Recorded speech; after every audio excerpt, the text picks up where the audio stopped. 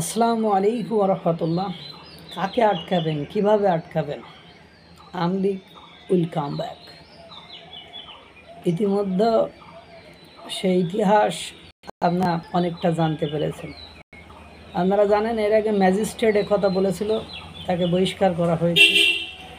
এর আগে গাজীপুরের এক চাকরিজীবী সচিব বঙ্গবন্ধুর নামে দোয়া চিঠি দিয়েছিল, এক অনুষ্ঠানের আগে চাকরি হারিয়েছে।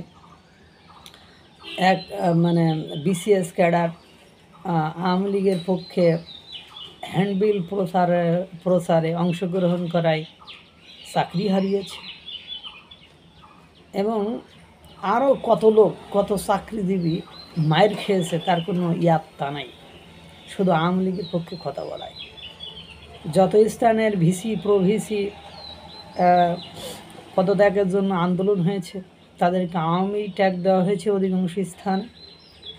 সর্বশেষ ইউআইইউ ইউনিভার্সিটি এই যে ইউআইইউ যে বিশ্ববিদ্যালয়, আপনারা জানেন এই বিশ্ববিদ্যালয়ের শিক্ষার্থীরা তার ভিসির পদত্যাগ, অর্থাৎ ভিসি প্রভিসির পদত্যাগের জন্য আন্দোলনে নামে।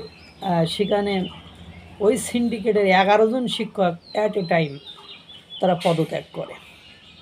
ইউআইইউ এর একজন শিক্ষক যেটা বললেন, এরকম একটা কথা এর আগে গোপালগঞ্জ বিশ্ববিদ্যালয় বা গোপালগঞ্জের এক বিশ্ববিদ্যালয়ের শিক্ষক বলেছিলেন।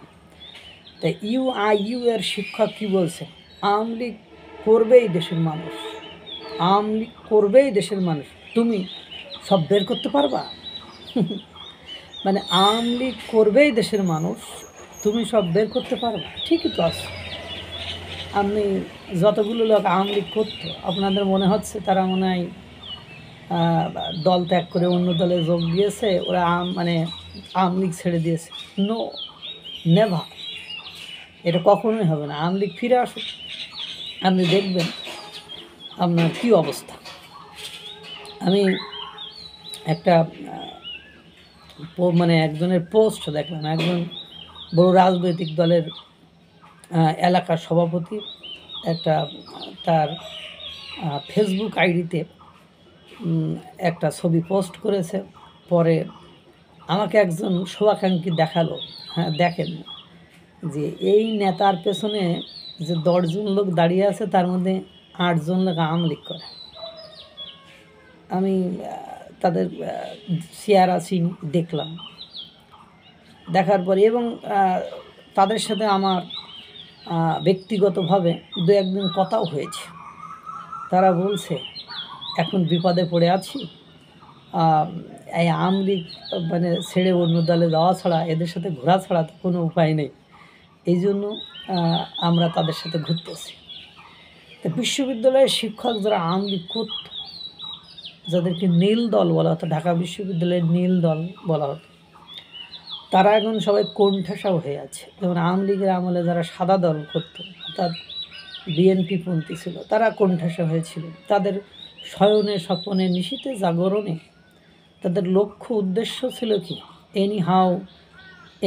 যে কোনোভাবে প্লটিং করে হোক, যে কোনোভাবে সিস্টেমেটিক ওয়েতে হোক, বিএনপির ক্ষমতা নিয়ে আসতে হবে। আওয়ামী লীগ আলারা ক্ষমতা আসার এই সরকার ক্ষমতা আসার পরে আওয়ামী লীগের যেসব শিক্ষকগুলো ছিল, তারা হয় দেশ ছেড়ে কেউ চলে গিয়েছে পিএইচডির নাম করে, নতুবা এমনিই চলে গিয়েছে, নতুবা তারা দেশে যে আছে বিশ্ববিদ্যালয়ে যেতে পারছে না, তাদের ক্লাস বর্জন করছে। এর আগে আপনারা জানেন ঢাকা বিশ্ববিদ্যালয়ে সে একজন শিক্ষককে কীভাবে হেনস্থা করা হয়েছিল, তাকে কীভাবে জোর করে সেখান থেকে পদত্যাগ করানো হয়েছে। এবং সারা বাংলাদেশ যে স্কুলগুলোর প্রধান শিক্ষক ছিল, সেই প্রধান শিক্ষকগুলোকে কীভাবে অপমান অপদস্থ করে জোর করে সিগনেচার করে তাদের পদ এবং পদবি থেকে সরিয়ে দেওয়া হয়েছিল।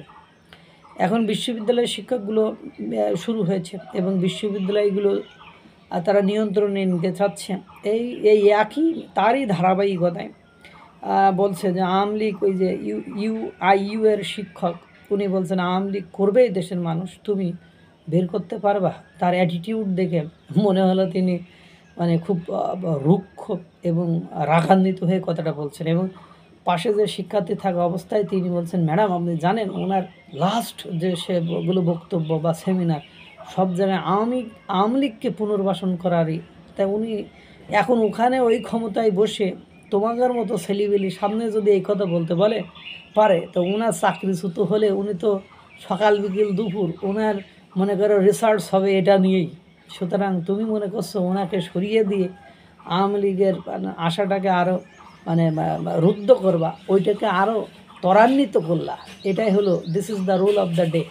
তুমি যেটা বুঝতেছো বা তোমরা যেটা বুঝতেছো তার বিপরীতমুখী হবে। কারণ উনি জানেন যদি আমি কোনো কালে 5 বছর পরে ক্ষমতায় চলে আসে তো আমি ইউ এর ভিসি হব, যদি এখন কী পোস্টে আছেন আমি জানি না, ভিসি হব।